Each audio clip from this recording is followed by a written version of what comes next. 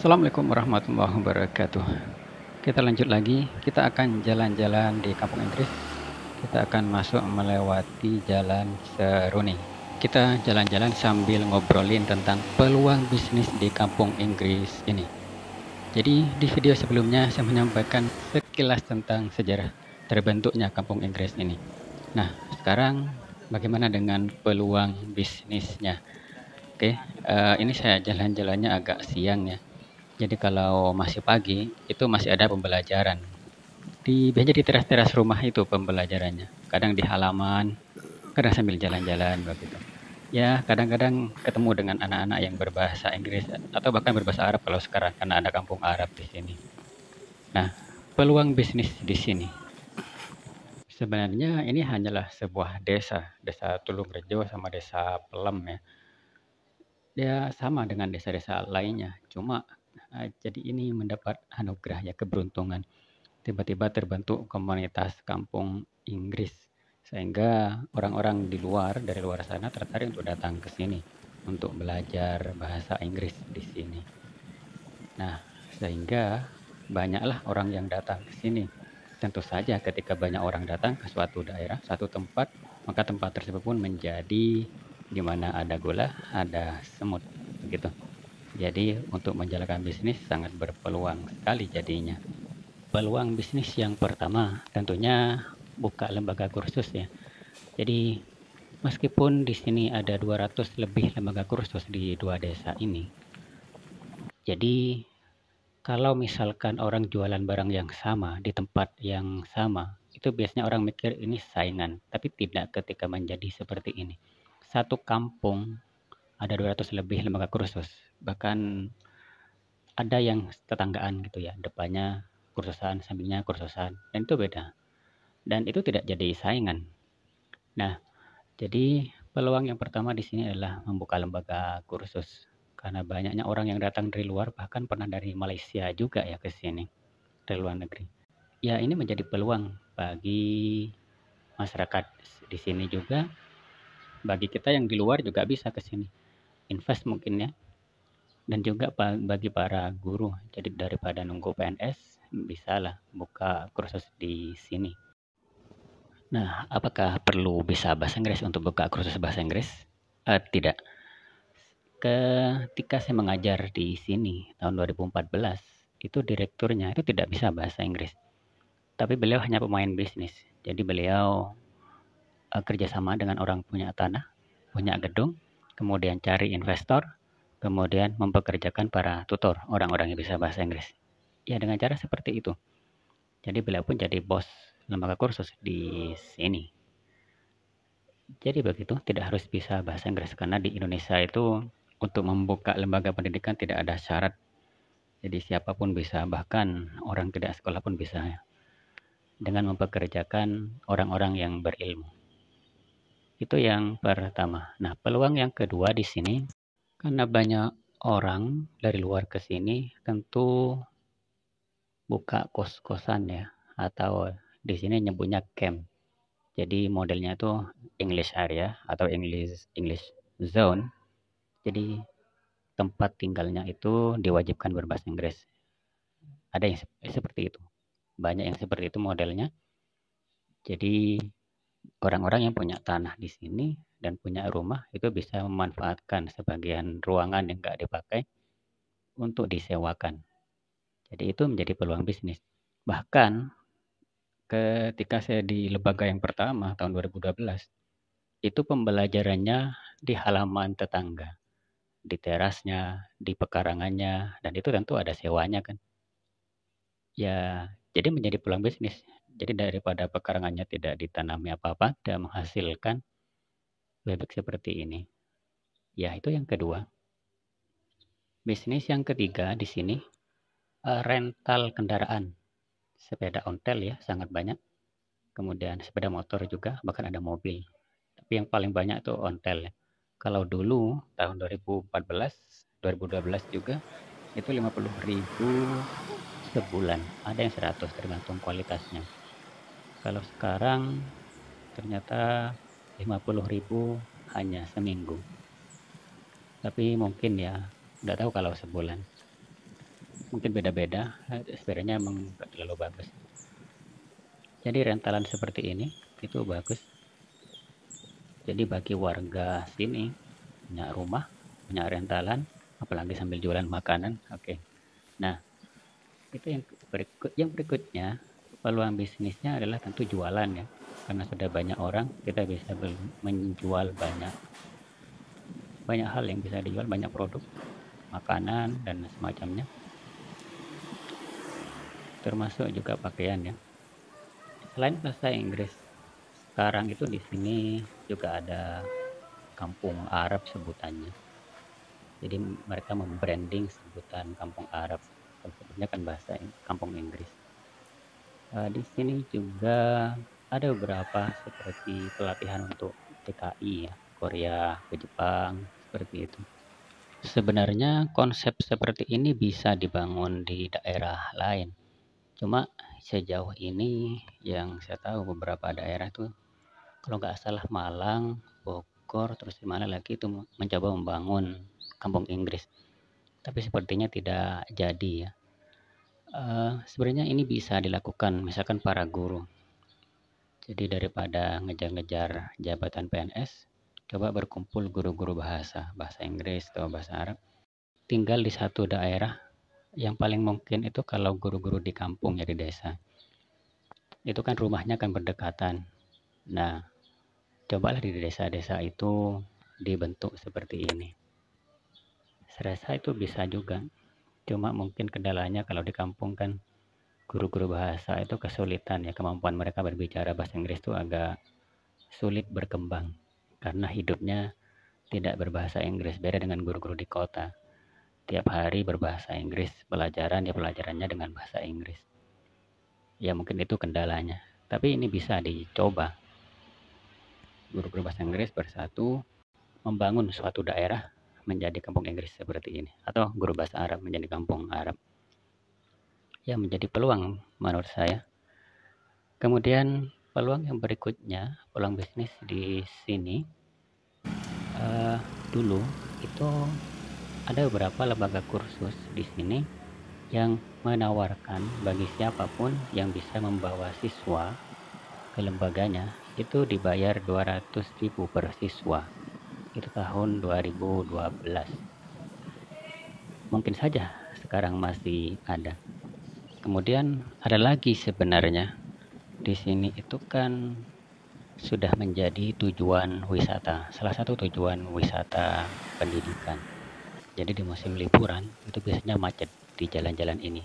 Jadi meskipun ini desa kecil tapi bisa macet ketika liburan karena banyaknya orang-orang dari luar sana yang datang ke sini.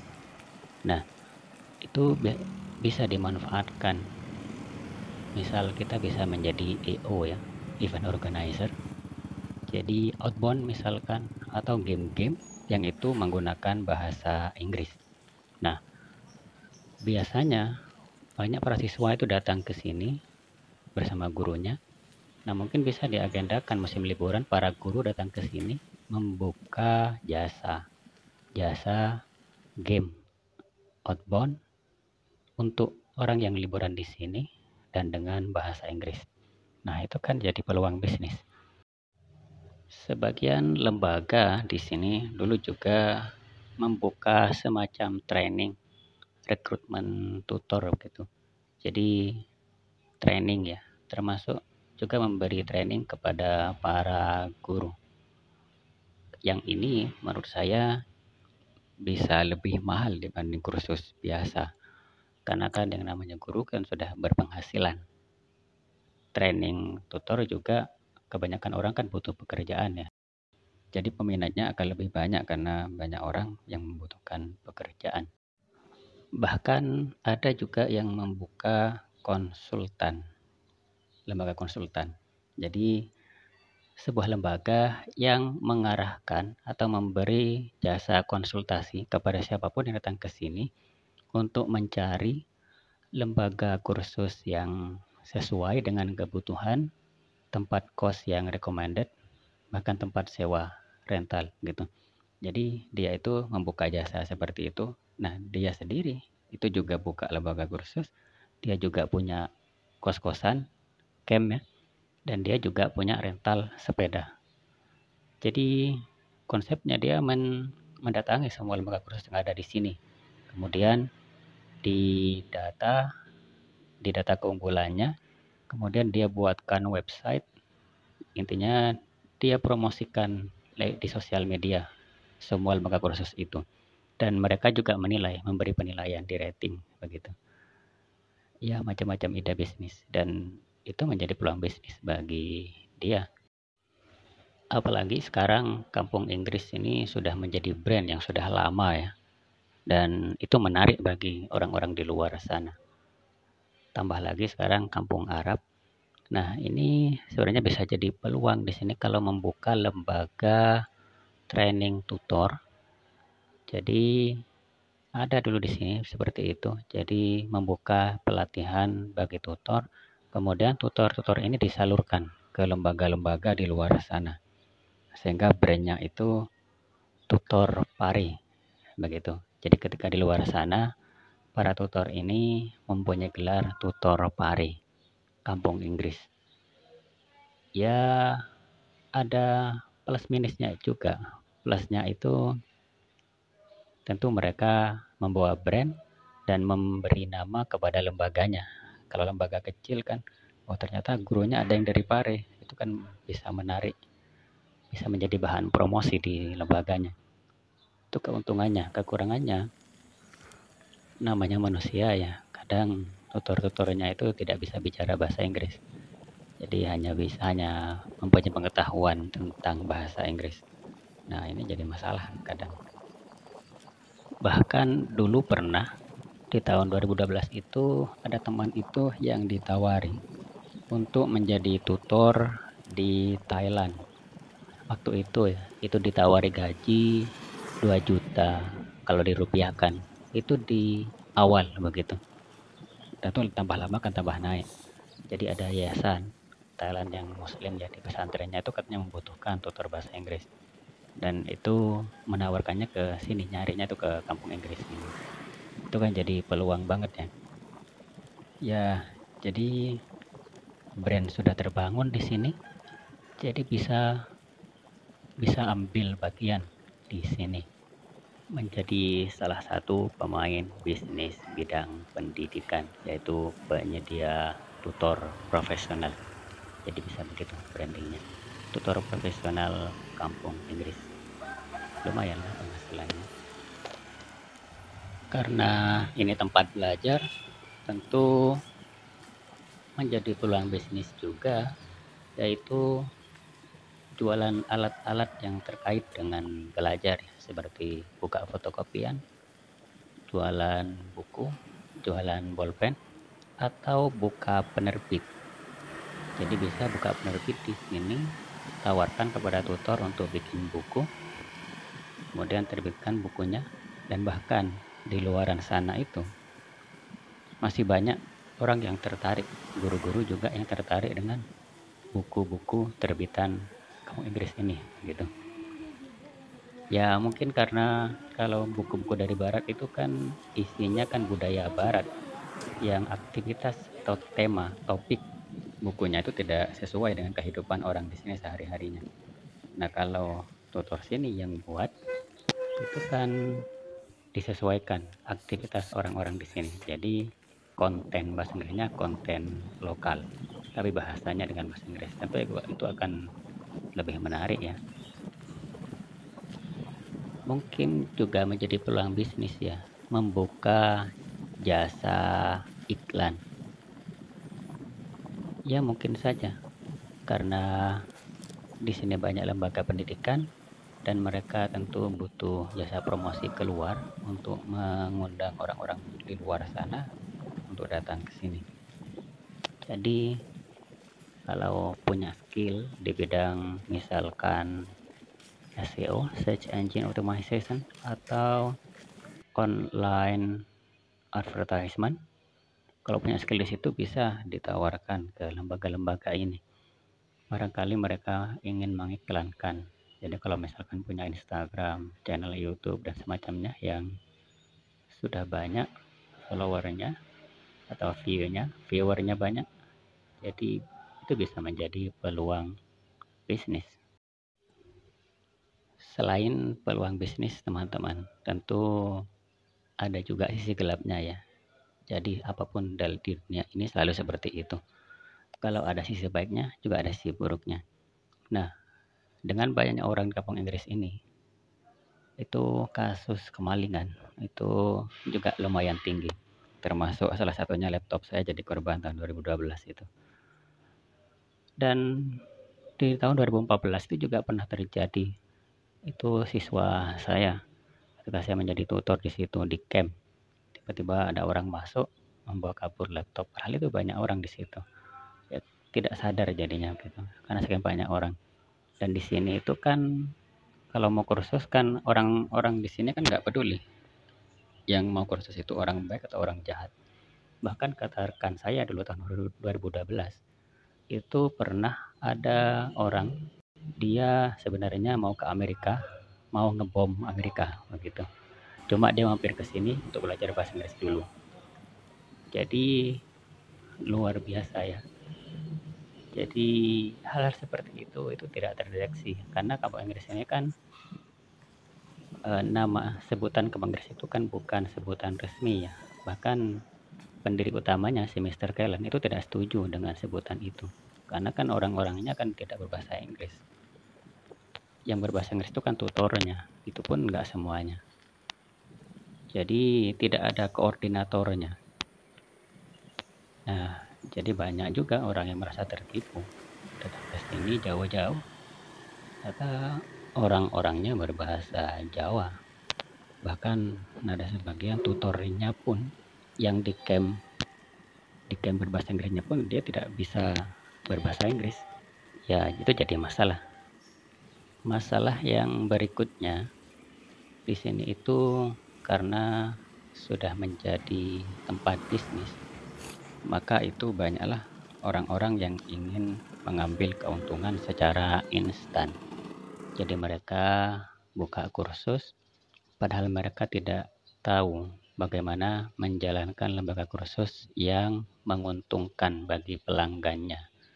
Jadi asal-asalan. Bahkan pernah kata direktur saya dulu ketika beliau masih menjadi manajer di salah satu lembaga kursus di sini. Jadi di musim liburan itu kan banyak yang datang ke sini. Tentu kan itu kan peluang. Nah, kalau tidak diterima kan sayang uangnya. Kalau diterima itu kan kurang tutor. Jadinya apa yang dilakukan oleh pemilik kursusan itu? Jadi dia memilih beberapa muridnya yang dianggap lumayan bisa, langsung dijadikan tutor di musim liburan itu. Nah, itu kan aneh. Anak masih kursus, belum tuntas belajarnya, dia akan jadi tutor. Dan itu kan sama dengan penipuan ya. Jadi itu terjadi di sini.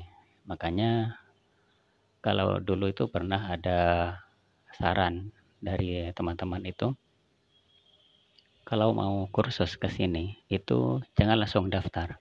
Tapi datang aja ke sini, cari kos-kosan, tinggal dulu di sini selama seminggu atau 2 minggu. Nah, selama itu nyari-nyari kabar. Carilah camp-camp English camp yang benar-benar aktif. Artinya cari camp yang tutornya di camp itu benar-benar bisa berbicara bahasa Inggris. Karena banyak tutor yang tidak bisa. Karena hal itu memang berat ya. Saya sendiri ngalamin itu. Ketika saya handle camp, kalau hanya ngobrol harian, ya bisa lah kita layani.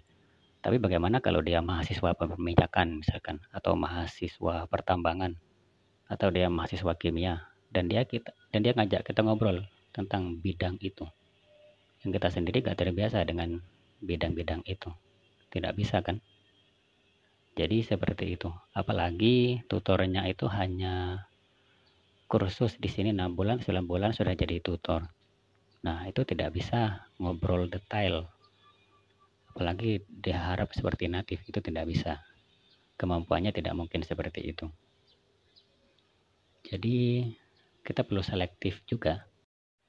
Di sini kalau yang saya tahu, ada dulu kursusan yang sangat profesional. Jadi dia tidak buka kursusan durasi seminggu, 2 minggu. Karena itu mustahil untuk membuat anak bisa bahasa Inggris. Jadi dia benar-benar profesional. Pernah katanya, kata teman saya itu yang di sana. Jadi ada siswa kursus di sana, peserta kursus, itu main-main gitu, tidak serius. Sama pemiliknya itu langsung dipanggil koordinatornya. Jadi langsung ditawarin, kalau mau serius, lanjutkan belajar di sini. Kalau tidak serius, silahkan pulang, saya kembalikan uangnya. Langsung begitu. Ya, bagus menurut saya sih, itu kan untuk menjaga kualitasnya. Jadi kalau memang tidak serius ya tidak usah lah, gitu. Daripada nanti menjadi bumerang ya. Nah, soalnya kan kalau siswanya tidak berkembang, tidak bisa, itu kan dia kan cerita pada orang-orang, sudah sekian lama kursus di situ dan kemampuan bahasa Inggrisnya tidak berkembang. Termasuk juga yang tampak menarik ya. Dulu saya pernah ada siswa saya itu curhat begitu. Jadi katanya sebelumnya kursus di salah satu tempat lembaga kursus itu fun, menyenangkan karena main game terus begitu. Tapi kata dia, tapi kok bahasa Inggris saya nggak berkembang gitu. Ya, game itu memang menyenangkan, tapi kan ada macam-macam game. Ada game yang tujuannya hanya bersenang-senang, biar senang dengan bahasa Inggris, tapi tidak meningkatkan skill. Nah, ada game yang itu memberi challenge, sehingga dengan bermain game tersebut, kemampuan kita itu meningkat, kemampuan siswa, entah itu speakingnya, entah itu readingnya, listeningnya, dan semacamnya. Jadi tergantung gamenya. Nah, tapi kalau asal game hanya bersenang-senang saja ya tidak mungkin berkembang. Begitu juga misalkan ingin bicara, tapi masuk ke kursusan yang grammar, ya nanti akan belajar rumus-rumus dan ngajarnya pun dengan bahasa Indonesia. Kalaupun dengan bahasa Inggris sekalipun, itu akan kesulitan. Karena kalau kita bicara setiap hari itu tidak bicara grammar, kita bicara banyak topik, topik makanan, olahraga, dan semacamnya. Maka kalau ingin bisa bicara, kita harus latihan bicara. Kembali ke topik bisnisnya. Di sini itu juga bisa membuka agen beasiswa ke luar negeri jika memiliki kemampuannya. Jadi tentu sangat banyak ya orang Indonesia itu yang ingin, pelajar Indonesia yang ingin melanjutkan kuliah di luar negeri. Nah, ini akan menjadi nilai lebih kalau tempatnya itu di kampung Inggris ini. Jadi jika Anda punya kemampuan bisa buka langsung, jika tidak mungkin invest saja, kerjasama dengan orang yang memiliki kemampuan. Jadi bisa ada di sini lembaga yang spesifik. Jadi kursusannya itu hanya untuk tes TOEFL, IELTS, TOEIC mungkin ya seperti itu. Jadi memberi training tes saja. Nah, mungkin akan lebih baik lagi jika sekaligus menjadi agensi beasiswa. Biasanya kan kalau agen itu kan dia membimbing hingga kemampuan bahasa Inggrisnya meningkat, hingga berangkat kuliahnya pun diantar dan bahkan ada yang sampai selesai. Seperti itu. Ya, cuma mungkin ini agak berat ya menjalankannya untuk orang-orang yang memiliki kemampuan di bidang ini saja. Karena brandnya sudah terbangun di sini. Jadi daripada di tempat lain, di tempat ini saya rasa akan lebih berpeluang karena sudah banyak orang yang datang ke sini. Bahkan setiap 2 minggu sekali, pengalaman saya dulu ngajar di sini itu ada orang baru. Karena programnya kan ada 2 mingguan, ada bulanan. Nah, yang 2 mingguan itu kan tiap 2 minggu ganti murid. Dan itu sangat berpeluang menjadi peluang bisnis. Atau mungkin juga membuka warung di sini, kafe yang konsepnya itu no English, no service. Bisa jadi seperti dulu di awal berdirinya Kampung Inggris ini. Cuma itu mungkin agak beresiko ya, karena pembelinya akan terbatas. Yang membeli nanti hanya yang bisa bahasa Inggris saja. Tapi bisa juga kerjasama dengan para lembaga kursusan ini. Jadi bisa kerjasama dengan mereka para siswanya, peserta didiknya itu agar beli di tempat tersebut bagaimanapun caranya. Nah, maka kampung Inggris ini akan terbangun lagi. Nah, di sebelah kiri ini BSC ya. Ada di video sebelumnya, ini yang pertama kali berdiri miliknya Mr. Callan, Basic English Course. Inilah awal sejarah bermulanya kampung Inggris. Siswanya berseragam seperti ini, hitam putih. Jadi itu bagus sebenarnya menurut saya. Memang ada sih beberapa pedagang di sini tuh yang kadang pakai bahasa Inggris, tapi tidak banyak, mungkin cuma how much, mungkin do you want, mungkin hanya itu. Tapi ada juga di lembaga tempat saya yang sebelumnya, itu beliau punya warung tuku kelontong gitu. Jadi beliau masih bisa bahasa Inggris. Sepertinya memang beliau memang mahir bahasa Inggris begitu, cuma punya toko. Nah, sebenarnya akan lebih bagus kampung Inggris ini misalkan yang punya kursusan itu bikin peraturan tidak boleh beli di luar, belinya di dalam, dan harus menggunakan bahasa Inggris. Berarti yang dipekerjakan bukan lagi pedagang, tapi yang dipekerjakan adalah para tutor. Jadi para tutor yang berjualan. Ya kadang kan kalau ngajar bayarnya sedikit, kalau jualan kan banyak. Bisa jadi seperti itu. Ini menjadi peluang bisnis. Ya oke. Saya rasa itu ya, cukup sekian jalan-jalannya pagi ini. Nanti kita jalan-jalan lagi explore kampung Inggris. Sekian dari saya. Assalamualaikum warahmatullahi wabarakatuh.